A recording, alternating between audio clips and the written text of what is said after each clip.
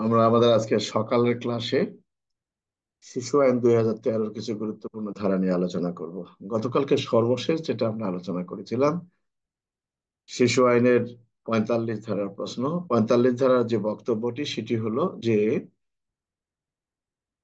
একটা শিশু একটা শিশুকে গ্রেপ্তার করে থানায় আনায়ন করা হলে শিশু বিষয়ক কর্মকর্তার দায়িত্ব কি। অর্থাৎ আমরা জানি শিশু বিষয়ক কর্মকর্তার দায়িত্ব এবং কর্তব্য, অর্থাৎ শিশু বিষয়ক যে কর্মকর্তা বা আমরা যাকে বলে থাকি শিশু বান্ধব অফিসার বা শিশু বিষয়ক ডেস্কের দায়িত্বপ্রাপ্ত কর্মকর্তা কি ব্যবস্থা গ্রহণ করবেন যদি কিনা কোনো শিশুকে গ্রেপ্তার করে থানায় আনয়ন করা হয়। সেক্ষেত্রে তোমাদের ক্যামেরাগুলো হয় বন্ধ করো সবাই, নাহলে খোলা রাখো। তিনটা ক্যামেরার মধ্যে পাঁচটা বন্ধ। এটা খুব খারাপ জিনিস। তো যদি এই প্রশ্নটা আসে তাহলে আমরা মনে করবো এটা 45 ধারার প্রশ্ন। আর একটা প্রশ্ন হলো যে শিশু বিষয়ক কর্মকর্তার দায়িত্ব এবং কর্তব্য। একটা হলো শিশু বিষয়ক কর্মকর্তার দায়িত্ব এবং কর্তব্য, আর একটা হলো গ্রেপ্তার করে নিয়ে এসেছে, সেক্ষেত্রে শিশু বিষয়ক কর্মকর্তার দায়িত্ব এবং কর্তব্য কি। আমরা সেটা গতকালকে আলোচনা করেছি। আর জবানবন্দি, সতর্কীকরণ, মুক্তি, এখানে অনেকগুলো বিষয় আছে না, আমাদের এরকম একটা বিষয় না, জামিন সংক্রান্ত বিধান। এই শিশু আইন 2013-র 52 ধারা, অর্থাৎ 52 ধারার বিষয়টি আমাদের জন্য একটু গুরুত্বপূর্ণ। সেখানে বলা আছে ফৌজদারি কার্যবিধি সহ আপাতত বলবৎ অন্য কোনো আইনের যাহাই কিছু থাকুক না কেন, কোনো শিশুকে গ্রেপ্তার করিবার পর এই আইনের অধীন মুক্তি প্রদান বা বিকল্প পন্থায় প্রেরণ করা অথবা তাৎক্ষণিকভাবে আদালতে হাজির করা সম্ভবপর না হলে শিশু বিষয়ক কর্মকর্তা শিশুটিকে তার পিতামাতা এবং তাদের উভয়ের অবর্তমানে তত্ত্বাবধানকারী অভিভাবক বা কর্তৃপক্ষ বা আইনানুগ অভিভাবক ইত্যাদির নিকট তাকে আহ সর- বা স- বা ক্ষেত্রমত বর্ধিত পরিবারের সদস্যদের তত্ত্বাবধানে তাকে জামিনে মুক্তি প্রদান করতে পারবেন। এখানে কথাটা হলো, এই প্রশ্নটা হলো এরকমই যে ফৌজদারি মামলায় যদি কোনো শিশুকে গ্রেপ্তার করা হয়, ফৌজদারি মামলায় কোনো শিশুকে গ্রেপ্তার করার পর জামিনের বিধান কি। এখানে কি কাকে জামিনের কথা বলা হয়েছে, এখানে এভাবে বলা হয়েছে যে ফৌজদারি কার্যবিধিতে যাই কিছু থাকুক না কেন, এখানে একটা কথা বলা হয়েছে যে কোন শিশুকে গ্রেপ্তার করিবার পর এই আইনের অধীন মুক্তি প্রদান বা বিকল্প পন্থায় প্রেরণ করা তাৎক্ষণিকভাবে হাজির করা সম্ভব না হলে এখানে শিশু বিষয়ক পুলিশ কর্মকর্তা গ্রেপ্তারকৃত শিশুকে মুক্তি দিতে পারবেন, জামিন দিতে পারবেন। অর্থাৎ আহ পুলিশ কি কোনো শিশুকে জামিনে মুক্তি দিতে পারেন? তো আমরা জানি সিআরপিসির 496, 497 বিষয়টি এখানে আছে। কিন্তু এই শিশু আইনের মধ্যে কি বলেছে যে যে শিশুকে জামিন দেওয়া, যদি কখনো প্রশ্ন আসে তার কি অপরাধ ব্যাখ্যা দিন, অনামক অনামক পুলিশ অফিসার উপযুক্ত উপযুক্ত জামিনদার থাকা সত্ত্বেও খ নামক শিশুকে জামিন প্রদান করেন নাই, তার অপরাধটা কি, এই একটা বিষয়। তো অর্থাৎ তিনি আসামিটাকে আদালতে প্রেরণ করেছেন। এখানে যে কথাটা বলেছে যদি আপনি একে মুক্তি দিতে না পারেন তাহলে আপনি কি করবেন, সেখানে বলা হয়েছে যে তাকে গ্রেপ্তার করার পর কি করবেন শিশু বিষয়ক কর্মকর্তা, জামানত সে দিক বা তার পরিবারের লোকজন জামানত না দিক, তাকে জামিনে মুক্তি প্রদান করতে পারবেন।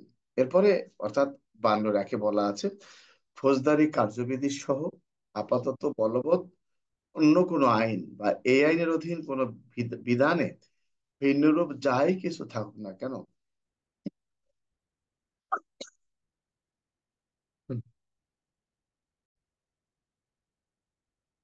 বলছে যাহাই কিছু থাকুক না কেন কোনো শিশুকে যদি তাৎক্ষণিকভাবে আদালতে প্রেরণ করা সম্ভব না হয়, তার মানে যদি কখনো প্রশ্ন আসে যে ফৌজদারি অপরাধে গ্রেপ্তারকৃত শিশুকে তাৎক্ষণিকভাবে আদালতে প্রেরণ করা সম্ভব না হলে শিশু বিষয়ক কর্মকর্তার দায়িত্ব কি?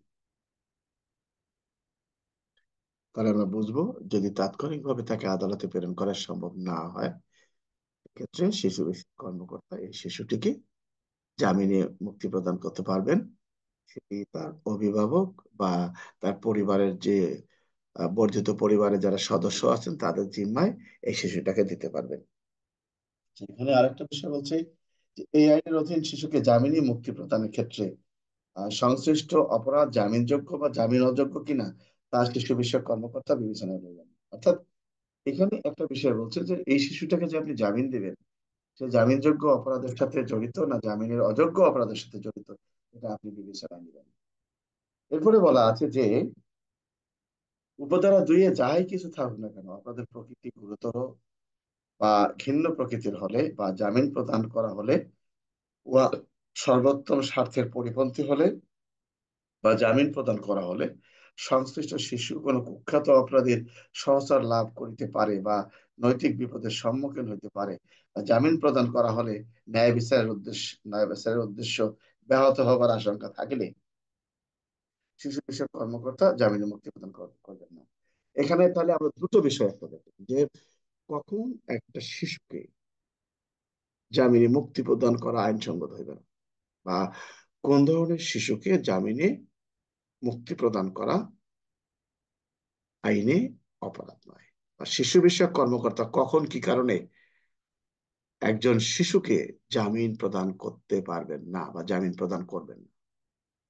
এখানে বলা হয়েছে এই 52(3) বলা আছে যে শিশুটাকে গ্রেপ্তার করা হয়েছে, এই শিশু বিষয়ক কর্মকর্তা যদি মনে করেন যে তার অপরাধটি জঘন্য বা ঘিন্ন প্রকৃতির, বা তাকে জামিনী মুক্তি প্রদান করলে সে বড় রকমের অপরাধের সাথে জড়িত হয়ে হতে পারে, বা সে একটা এমন অপরাধ করেছে যে অপরাধের কারণে তাকে জামিনী মুক্তি প্রদান করলে তদন্তের ব্যাঘাত সৃষ্টি হওয়ার সম্ভাবনা রয়েছে, সেক্ষেত্রে এর কারণটা লিপিবদ্ধ করে শিশু বিষয়ক কর্মকর্তা ওই শিশুকে জামিন প্রদান করবেন বা জামিন প্রদান করা থেকে বিরত থাকবেন।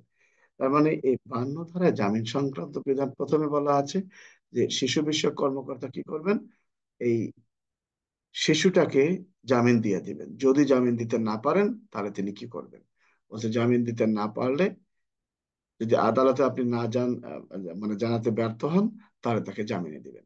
তার মানে প্রথমে বলছে যে আপনি তাকে জামিন দিতে পারেন, সেটা যে অপরাধী হোক, কিন্তু কখন জামিন দিতে পারবেন না, যদি এরকম প্রকৃতির হয় যে এই শিশুটা একটা জঘন্য অপরাধের সাথে জড়িত, সে একটা গ্যাংয়ের সাথে জড়িত হতে পারে, বা তাকে জামিন দিলে তদন্তে বিঘ্ন সৃষ্টি হওয়ার সম্ভাবনা রয়েছে, তখন এই শিশু বিষয়ক কর্মকর্তা তাকে জামিন প্রদান থেকে বিরত রাখবেন। এটি 52 ধারার মধ্যে বলা আছে। তার মানে এই ফৌজদারি অপরাধে গ্রেপ্তারকৃত শিশু যে আছে, শিশুর জামিন প্রদানের ক্ষেত্রে 52 ধারাটা আমাদের জন্য খুবই অনুসরণ। 52(4) বলা আছে গ্রেপ্তারকৃত শিশুকে উপধারা 3 অধীন জামিনে মুক্তি প্রদান না করা হবে, শিশু পুলিশ কর্মকর্তা গ্রেপ্তারের পর আদালতে উপস্থাপনের জন্য প্রয়োজনীয় ভ্রমণ ব্যতীত 24 ঘন্টার মধ্যে সংশ্লিষ্ট শিশুকে নিকটস্থ আদালতে হাজির করিবেন। থানা হতে জামিনপ্রাপ্ত হয় নাই এমন শিশুকে শিশু আদালতে উপস্থাপন করা হলে শিশু আদালত তাকে জামিন প্রদান করিবে বা নিরাপদ স্থানে শিশুর বিষয়। তার মানে এখানে জামিন প্রদানের ক্ষেত্রে অফিসার ইনচার্জের করণীয় কি, এই প্রশ্নটা প্রায় আসে যে গ্রেপ্তারকৃত শিশুর প্রতি জামিন প্রদানের ক্ষেত্রে অফিসার ইনচার্জ কোন ধরনের ক্ষমতা প্রয়োগ করবে, বা একজন পুলিশ অফিসার যে ফৌজদারি মামলায় গ্রেপ্তারকৃত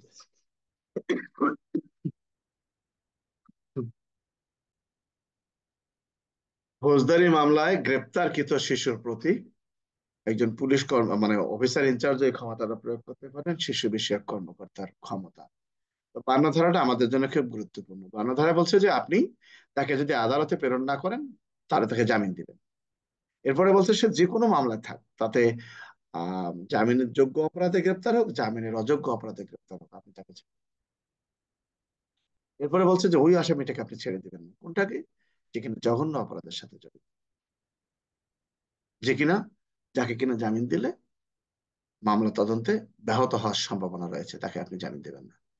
আর এই 52(4) বলা আছে কি কারণে এই শিশুটাকে জামিন আপনি দিলেন না, তাকে জামিন দেওয়া যদি সম্ভব না হয় তাহলে 24 ঘন্টার মধ্যে আপনি তাকে কোথায় পাঠাবেন, আদালতে পাঠাবেন।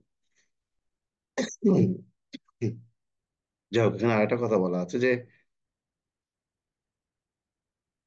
না, এখানে এরকম কিছু নাই। তাহলে আমরা দেখলাম যে বায়ান্নধারার যে বক্তব্যটা, বায়ান্নধারার যে বক্তব্য এটা আমাদের জন্য খুবই গুরুত্বপূর্ণ। 53 ধারা, আইনের সংস্পর্শে আসা শিশু সম্পর্কে অবহিত করা দায়িত্ব। অর্থাৎ এখানে বলা আছে যদি কোনো ব্যক্তি যুক্তিসঙ্গতভাবে বিশ্বাস করেন যে কোনো শিশু, অর্থাৎ আহ ফৌজদারি অপরাধে শিশুর সংবাদ বা ফৌজদারি অপরাধে জড়িত আছে এরকম কোন শিশুর সংবাদ প্রাপ্তির পর জনসাধারণের করণীয়, বা আমরা সবাই জানি শিশুদের অপরাধের ক্ষেত্রে বা আহ, যে শিশুটি অপরাধের সাথে জড়িত আছে এরকম শিশুর ক্ষেত্রে জনসাধারণের করণীয় কি।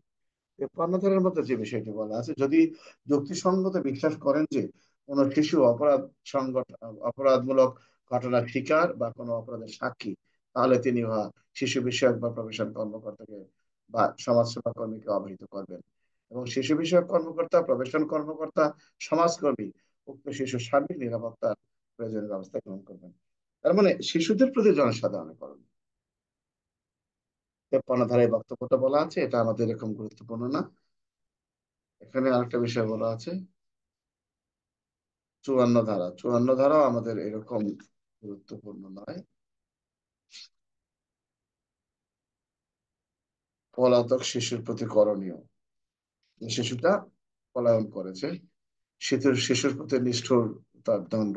আচ্ছা, এই 70 থেকে কয়েকটা ধারা আছে, 70 থেকে 81 পর্যন্ত কিছু শাস্তির বিধান আছে এখানে।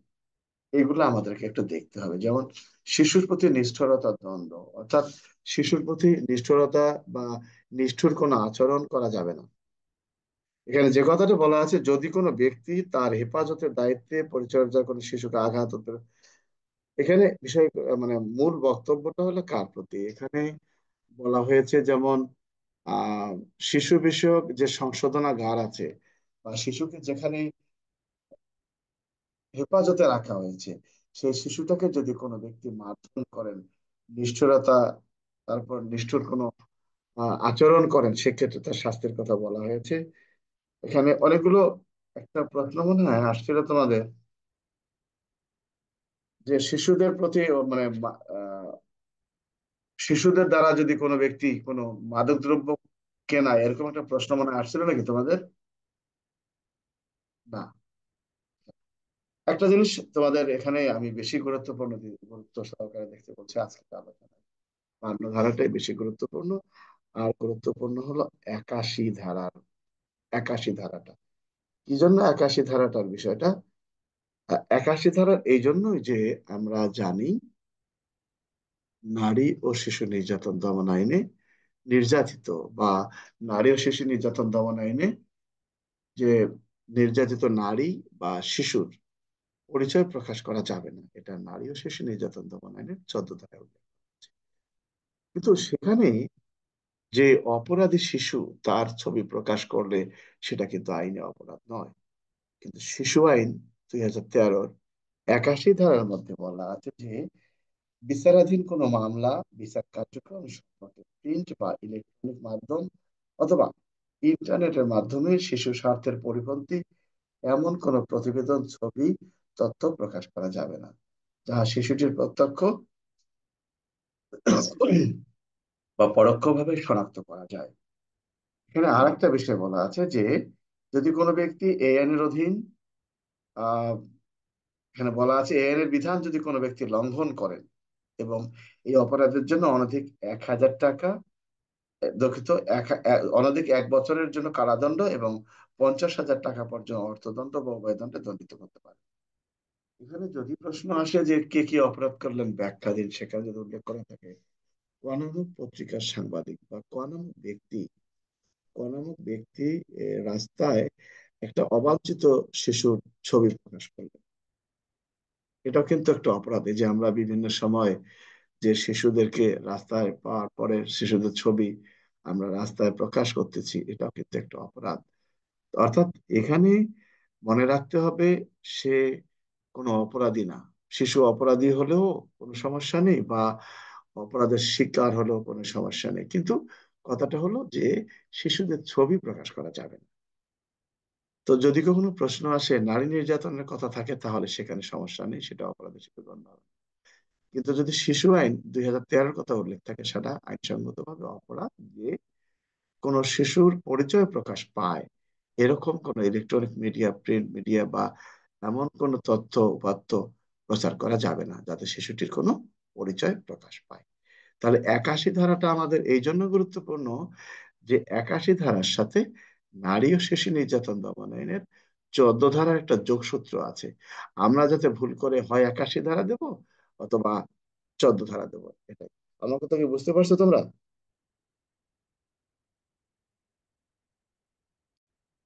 কি আমার কথা বুঝতে পারছো? জি স্যার, বুঝতে পারছি।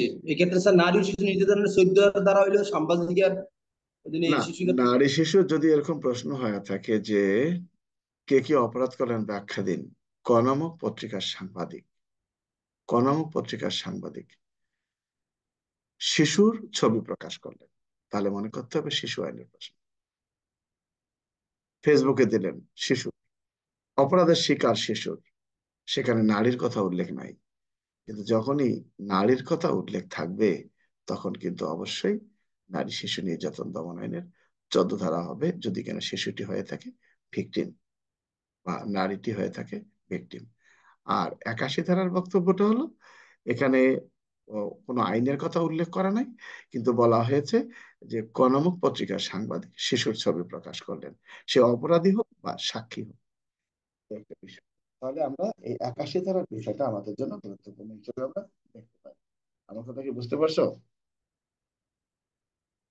জি স্যার। স্যার হুম। তোমাদের একটা প্রশ্ন আসছিল, অবাঞ্ছিত শিশু বলতে কি বোঝেন? তোমাদের একটা প্রশ্নটা মনে হয় আসছিল, অবাঞ্ছিত শিশু কারা, কে অবাঞ্ছিত শিশু? আসলে আমরা রাস্তাঘাটে যাদেরকে দেখি সবাই অবাঞ্ছিত শিশু। কোনটা? যাদের কোনো পিতা মাতার কোনো আম, তদারকি নেই, সেটা অবাঞ্ছিত শিশু। তারপরে এই হিজড়া, তাদেরকে অবাঞ্ছিত শিশুর কথা বলা হয়েছে এখানে। অনেকগুলো, প্রায় 15টার মতো উদাহরণ দেওয়া আছে কোন কোন ব্যক্তি, কোন কোন শিশুদেরকে অবাঞ্ছিত শিশু হিসেবে গণ্য করা হবে। অর্থাৎ বা না, দুঃখিত, না, অবাঞ্ছিত না, এটা সুবিধা বঞ্চিত, আমরা অবাঞ্ছিত বলছি। সুবিধা বঞ্চিত শিশু, অবাঞ্ছিত তো সুযোগ নাই, সুবিধা বঞ্চিত শিশুর কথা বলা হয়। বলা হয়েছে এই আইনের উদ্দেশ্য পূরণকল্পে সুবিধা বঞ্চিত শিশু বলতে বোঝায় যার পিতা মাতার সাথে তাদের সম্পর্ক নাই, বা যার পিতা মাতা মৃত্যুবরণ করেছে, বা আইরানুগ যার কোনো অভিভাবক নাই, বা যার কোনো বাড়িঘর নাই, যে রাস্তায় দৃশ্যমান জীবনযাপন করে থাকে, যে ভিক্ষাবৃত্তি করে থাকে, কারাভোগরত শিশু বা যৌন নির্যাতনের শিকার শিশু, যৌন পল্লীতে যারা বসবাস করে সে সকল শিশু, যে কোনো ধরনের প্রতিবন্ধী শিশু, মাদকের সাথে যারা সম্পৃক্ত এ ধরনের শিশু, আহ বস্তিতে বসবাসকারী গৃহহীন শিশু, রাস্তাঘাটে বসবাসকারী গৃহহীন শিশু, হিজড়া শিশু, হরিজন বা বেদের শিশু, বা যারা এইচআইভি এডস এ আক্রান্ত, এই ধরনের শিশু। এবং একটা কথা বলা আছে, শিশু আদালত বা বোর্ড কর্তৃক বিবেচিত কোন শিশু, অর্থাৎ আদালত বা বোর্ড কর্তৃক যে শিশু, আহ, শিশুকে এই সুবিধা বঞ্চিত শিশু হিসেবে গণ্য করে সেই শিশু। তার মানে এই সুবিধা বঞ্চিত শিশু কি, এটা সম্ভবত তোমাদের এমসিকিউ অথবা লিখিত পরীক্ষা আসছিল কাদের জন্য তোমাদের। তার মানে সুবিধা বঞ্চিত শিশু, তার মানে এই সকল শিশুকে সুবিধা বঞ্চিত শিশু হিসেবে গণ্য করা হয়। তো এরকম প্রশ্ন যদি কখনো আসে, 89 ধারা এটা আমরা গুরুত্ব সহকারে দেখবো, যে সুবিধা বঞ্চিত শিশু কে, এটা আমরা গুরুত্ব সহকারে দেখবো। পুলিশ কর্তৃক শিশুকে প্রেরণ বলছে, কোন পুলিশ কর্মকর্তা সুবিধা বঞ্চিত শিশু আইনের সংস্পর্শে কিংবা এ আইনের অধীন সংঘাতে জড়িত শিশুকে বা ক্ষেত্রমত এত সঙ্গে কোনো সংবাদ প্রাপ্ত হলে উক্ত পুলিশ কর্মকর্তা সংশ্লিষ্ট শিশু বিষয়ক কর্মকর্তার নিকট প্রেরণ করবেন। যাই হোক, এখানে বলা আছে যে যদি কখনো শিশু, যদি সংশ্লিষ্ট পুলিশ অফিসার করণীয় কি, সংশ্লিষ্ট পুলিশ অফিসার করণীয় কি, আপনি একজন এএসআই রাস্তায় ডিউটি করাকালে সুবিধা বঞ্চিত একজন শিশুকে পেলেন, বা হরিজন পল্লীর একটা শিশুকে পেলেন, বা একটা হিজড়া সম্প্রদায়ের একটা, বা হিজড়া একটা শিশুকে পেলেন, আপনার করণীয় সেখানে এই ওর 91 ধারায় বলা আছে এইরকম শিশু সোমবার যদি কোনো আহ, পুলিশ সদস্য পায়, তাহলে পুলিশ সদস্যের কাজ হবে তাৎক্ষণিকভাবে বিষয়টি কাকে জানানো? শিশু বিষয়ক কর্মকর্তাকে জানানো। তো আমরা তো যেমন আমরা দেখেছি যে 14 ধারার মধ্যে বলা আছে শিশু বিষয়ক কর্মকর্তার দায়িত্ব এবং কর্তব্য। কিন্তু এখানে এসে দেখলাম যে তোমার দায়িত্ব, তুমি রাস্তাঘাটে চলতে গিয়ে একটা এরকম শিশু পাইলে তোমার করণীয় কি? তা বলছে তুমি এরকম শিশুকে পাইলে তাৎক্ষণিকভাবে আনয়ন করে শিশু বিষয়ক কর্মকর্তাকে অবহিত করো। এটা বলা আছে এই শিশু আইন 2013 91 ধারায়। এরপরে বলা আছে যে কোনো শিশুকে প্রাপ্ত হলে শিশু বিষয়ক পুলিশ কর্মকর্তা আইনের সংস্পর্শে আসা শিশু এবং এই আইনের সঙ্গে সংঘাতে জড়িত কোনো শিশুর ক্ষেত্রে এই আইনের বিধান অনুযায়ী ব্যবস্থা গ্রহণ করবেন। সুবিধাবঞ্চিত শিশুর ক্ষেত্রে প্রয়োজনীয় ধারা 84 85 বিধান, এটা তোমাদের জন্য গুরুত্বপূর্ণ, অবশ্যই গুরুত্বপূর্ণ। কারণ ওখানে বলা হয়েছে যে ভালো করে দেখো, 45 ধারার মধ্যে বক্তব্যে বলা আছে, 45 ধারায় কি বলা আছে? সেখানে বলা আছে যে ফৌজদারি অপরাধে কোন শিশুকে গ্রেপ্তার করে থানায় আনয়ন করা হলে শিশু বিষয়ক কর্মকর্তার করণীয় কি। আর এখানে বলা হয়েছে সুবিধা বঞ্চিত কোন শিশু, সুবিধা বঞ্চিত কোন শিশুর সংবাদ প্রাপ্তির পর শিশু বিষয়ক কর্মকর্তার করণীয় কি। তার মানে ওটার সাথে এই 45-এর সাথে তোমার একটু একটু এলোমেলো আছে, অর্থাৎ এই প্রশ্নগুলো তোমাদেরকে দেখতে হবে। যে কোনো আইনে দেখবা যে দুটো প্রশ্ন তোমাকে প্রশ্নের সামনে তোমাকে ফেলে দিয়েছে, তুমি কোন দিকে যাবা? তখন তোমার কাজ হবে এই এই সকল প্রশ্ন ভালো করে পড়া। আমার কথা কি বুঝতে পারছো তোমরা? কি আলাদা হোসেন? জি স্যার। আচ্ছা, এখানে আর এরকম কিছু নাই, আমরা মোটামুটি যতটুকু আলোচনা করলাম। আমি এখন তোমাদের কাছে জিজ্ঞাসা করবো, দেখি তোমার কতটুকু। শিশু বলতে শিশু আইন 2013 অনুযায়ী কত বছর বয়সের শিশুকে, কত বয়সের বছর বছর বয়সের ব্যক্তিকে শিশু হিসেবে গণ্য করা হয়েছে? সুজন রানা কোন ধারায়? মনে করো পরীক্ষায় আসছে শিশু কি বা শিশু বলতে কি বোঝেন, কোন ধারা সুজন রানা? তো শিশু আইনে 4 ধারা স্যার। কত 16 বছর বছর নিয়েছে বয়সে? স্যার। 16 বছর নিয়েছে স্যার। আচ্ছা, প্রবেশন কর্মকর্তা দায়িত্ব এবং কর্তব্য আওলাদ কত ধারা?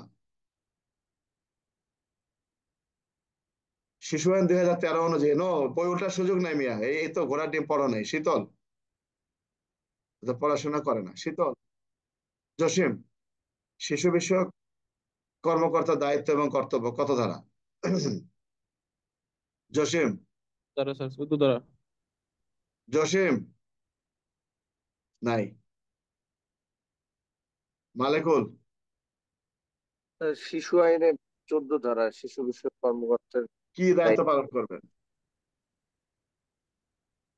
শিশু শিশু শিশু শিশু আইনে 14 ধারা শিশু বিষয়ক কর্মকর্তার দায়িত্ব ও কর্তব্য। শিশু আইনের একজন শিশু যদি আইনের সংস্পর্শে আসে সেক্ষেত্রে তার নথিপত্র সংরক্ষণ, রেজিস্টার সংরক্ষণ করবেন এবং বোর্ডকে জানাবেন। তার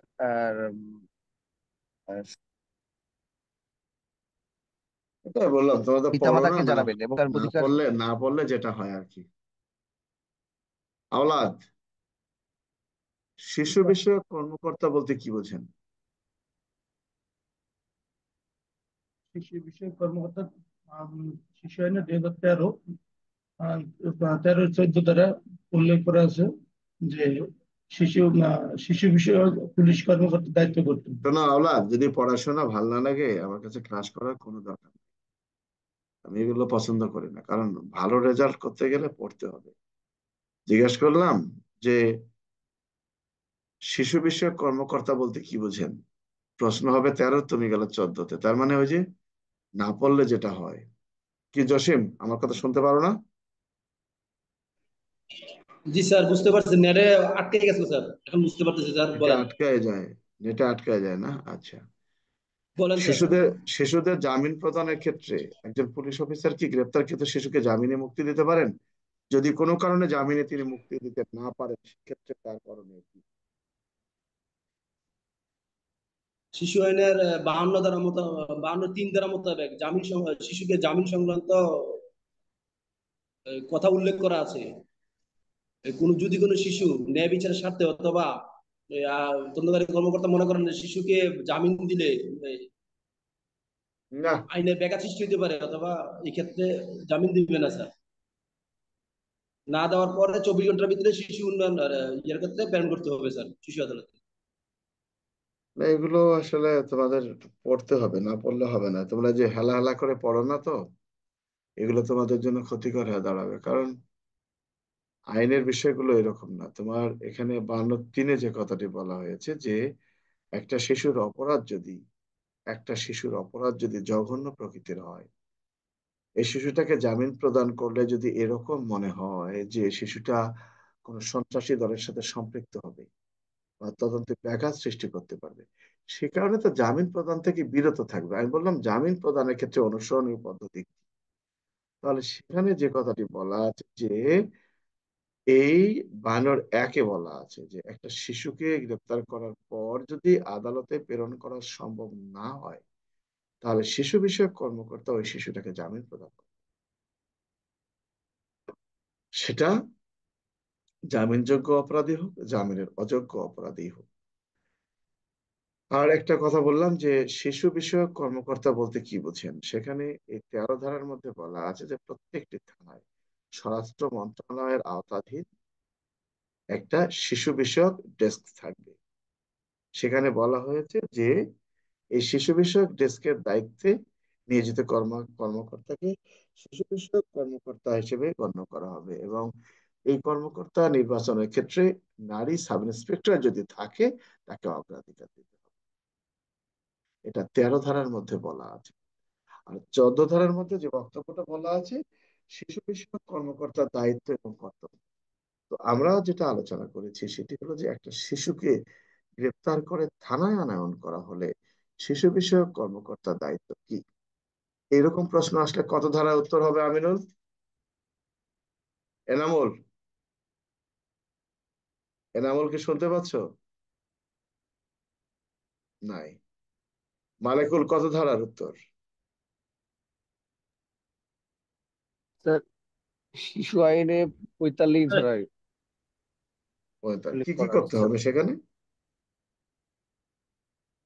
শিশু আইনে 45 ধারায় উল্লেখ করা আছে যে কোন শিশু গ্রেপ্তারের পর গ্রেপ্তারকারী কর্মকর্তা থানায় আনয়ন আনয়ন করা করা হলে হলে শিশু বিষয়ক শিশু কর্মকর্তা কি বিষয়ক করবে? কর্মকর্তার দায়িত্ব। কি তা করবেন প্রথমে তিনি? তার শিশুর পিতামাতা অভিভাবককে জানাবে, তার প্রবেশন কর্মকর্তাকে জানাবে, বোর্ডকে জানাবে।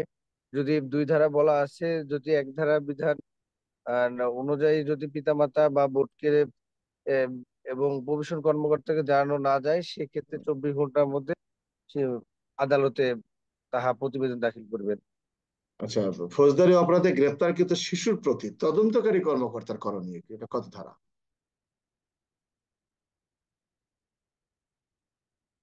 কি আবু সালে, আবু সালে কি আমাকে শুনতে পাচ্ছ?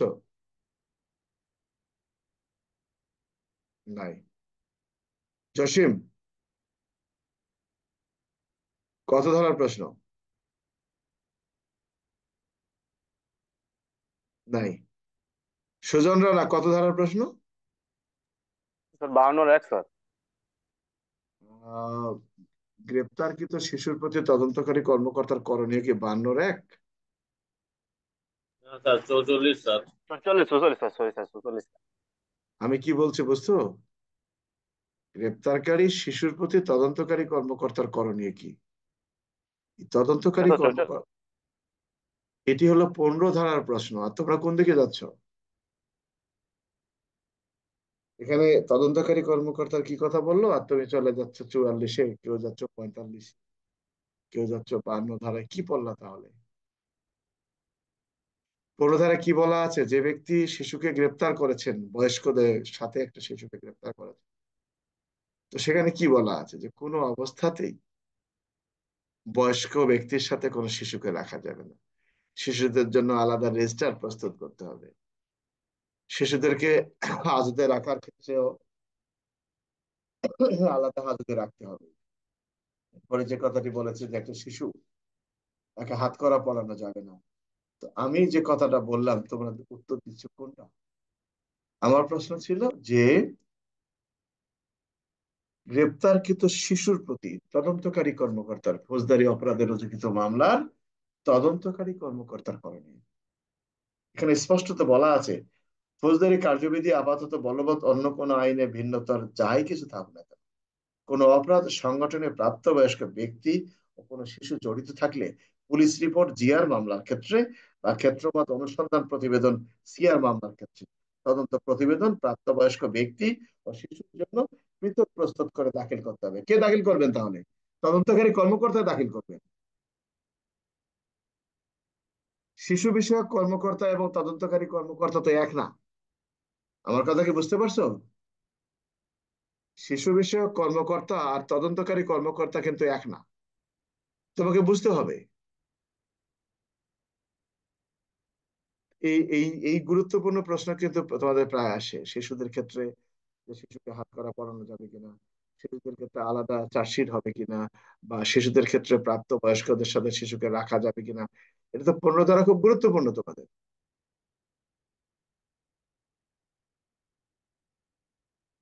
এখানে স্পষ্ট করে উল্লেখ করা আছে, তার এরপরে বলা আছে যে ফৌজদারি কার্যবিধি বা আপাতত বলবৎ অন্য কোনো আইনে যাই কিছু থাকুক না কেন, প্রাপ্ত বয়স্ক কোনো ব্যক্তি বা শিশুর ক্ষেত্রে একত্রে সংগঠিত কোনো অপরাধ যদি সংগঠিত হয়, সেক্ষেত্রে তাদের বিষয়ে আলাদা কি করতে হবে?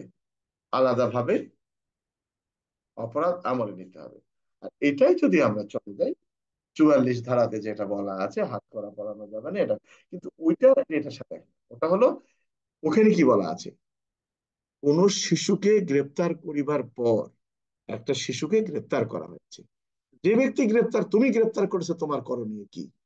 তাহলে তোমাকে চলে যেতে হবে 44-এর 3 থেকে শুরু করে 5 পর্যন্ত। তুমি নিজে গ্রেপ্তার করেছো, এই গ্রেপ্তারকৃত শিশুর প্রতি তোমার করণীয় কি? আর এখানে হলো তদন্তকারী কর্মকর্তার করণীয় কি।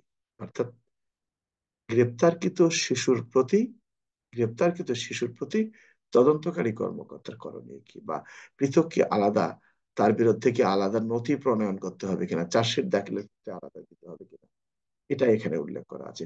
প্রাপ্তবয়স্কদের সাথে যদি কোনো শিশু জড়িত থাকে, সেক্ষেত্রে অনুসরণীয় পদ্ধতি কি হচ্ছে, প্রাপ্তবয়স্ক থাকলে তাদের আলাদা বিচারের জন্য আহ, প্রতিবেদন প্রেরণ করতে হবে, শিশুর জন্য আলাদা প্রেরণ করতে হবে। আমার কথা কি বুঝতে পারছো না, বোঝা নাই? কি জসিম, স্যার, কি কোনো সমস্যা আছে এটা বুঝতে? না স্যার, তদন্তকারী কর্মকর্তা হইলো ওই শিশু আইনের স্যার পূর্ণ দ্বারা, আর যে ব্যক্তি অন্য কোনো যারা না, এখন গ্রেপ্তার করবে তদন্তকারী স্যার। কর্মকর্তা বললে হবে না, কথাটা বলতে হবে যে যদি একই ঘটনায় কোনো শিশু এবং প্রাপ্তবয়স্ক জড়িত ব্যক্তি জড়িত থাকে, সেক্ষেত্রে অনুসরণীয় পদ্ধতি কি, তখন মনে করতে হবে এটা 15 ধারা প্রশ্ন। যাই হোক, আর কারো কিছু বলার থাকলে বলতে পারেন। তোমাদের আজকে শিশু আইন শেষ করলাম আমরা, কারণ এগুলো এখন যেহেতু সামনে পরীক্ষা, আর আগামীকালকে সকালে আমরা এমসিকিউ তে আবার করে যাবো। মোটামুটি 2-4টা পড়লাম, আমরা দেখি। আমাদের রাতের ক্লাসে আমরা চলে যাব সাক্ষ্য আইনে, আজকে রাত্রে আমরা সাক্ষ্য আইন শুরু করবো। কারো কিছু বলার থাকলে বলতে পারেন। স্যার, আপনি পুলিশ অফিসার হিসেবে যে ব্যক্তি গ্রেপ্তার করেছেন, কি কি কারণে তার দেহ তল্লাশি করে গ্রেপ্তার করবেন? এই ক্ষেত্রে কি 47 আর 52 আসবে স্যার? কথাটা একটু ঘুরে না, যান। 47 তো আসার সুযোগ নেই, 47 তো কোনো দেহ তল্লাশির বিধান না। গ্রেপ্তার কি কি কারণে তার দেহ তল্লাশি করতে পারবেন? 51 ধারা। শুধু 51 হইব স্যার? হ্যাঁ, তার যদি জামিন সংগ্রহ করার মতো পর্যাপ্ত কোনো কারণ না থাকে বা জামিন দিয়ে দিতে না পারে, সেক্ষেত্রে। আর গ্রেপ্তার করলে সর্বপ্রথম করণীয় কি বা দায়িত্বটা কি হবে, মানে আইনের আর ভাষায়? টিআরপিসির মধ্যে যে কথাটা উল্লেখ করা আছে, গ্রেপ্তারকৃত ব্যক্তির প্রথমেই তার দেহটা তল্লাশি করতে হবে।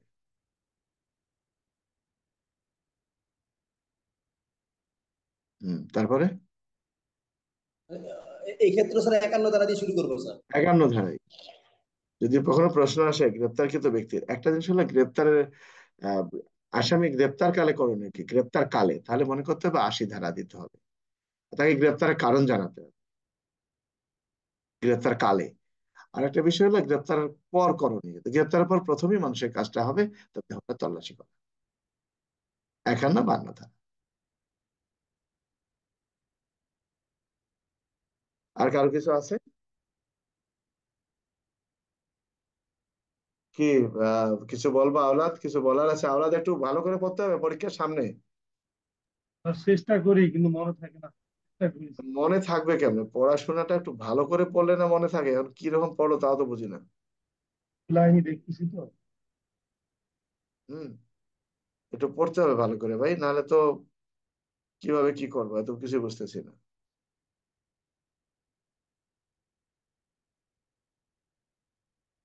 আর কারো কিছু বলার আছে? স্যার মাদকদ্রব্য অনেক সময় আমরা কি কারণে একজন অফিসার কর্তৃক মাদকদ্রব্য উদ্ধার অবৈধ বলে গণ্য হবে? এখানে এই যে তোমার 29 ধারার মধ্যে, যে 29 না 39 কথাটা বলা আছে, কোন ধারা যেন বলা আছে? 39 স্যার, ওই যে অবৈধ তল্লাশি। এখানে যে কথা অবৈধ বলা তল্লাশি। আছে যে তুমি যদি আহ এখানে যে কথাটি বলছে যে তুমি যদি যে ব্যক্তিকে আহ মাদক সংক্রান্ত গ্রেপ্তার করেছো, তোমার তল্লাশি যদি অবৈধ, অর্থাৎ তুমি যদি কাউকে হয়রানি করার উদ্দেশ্যে তল্লাশি করে থাকো, কাউকে ক্ষতিগ্রস্ত করার, কাউকে অপমান করার উদ্দেশ্যে তল্লাশি করে থাকো, তাহলে এই তল্লাশিটা অবৈধ হবে। বুঝতে পারছো? জি স্যার। কিন্তু অবৈধ ঠিক নয়, এখানে হলো যে বেআইনি তল্লাশির শাস্তির কথা বলা হয়েছে। যাই হোক, তো আর কারো কিছু না থাকলে আমরা শেষ করি। আমরা বেশি একটা আলোচনা করলাম না। সবাই প্রস্তুতি নিয়ে রাখবো। রাত্রিকালে আমরা অবশ্যই এখনকার ক্লাস, আজকে যে ধারাগুলো আলোচনা করলাম, বিশেষ করে 4 ধারা, এটা আমাদের জন্য খুব প্রয়োজন। 4 এমসিকিউ, 13 14 প্রয়োজন, 15 প্রয়োজন, এরপরে আমাদের 44 45 প্রয়োজন। এই জিনিসগুলো বুঝতে হবে। 52 ধারা প্রয়োজন, 81 ধারা প্রয়োজন, 89 ধারা প্রয়োজন। এগুলো আমাদের দেখতে হবে, কারণ পেনাল কোড এবং সিআরপিসি থেকে, সাক্ষ্য আইন থেকে সেরকম একটা প্রশ্ন এখন আসে না। অন্যান্য আইন থেকে প্রশ্নগুলো আসে। বুঝতে পারছো আমার কথা? জি স্যার। তো সবাই ভালো থাকো। ধন্যবাদ সবাইকে।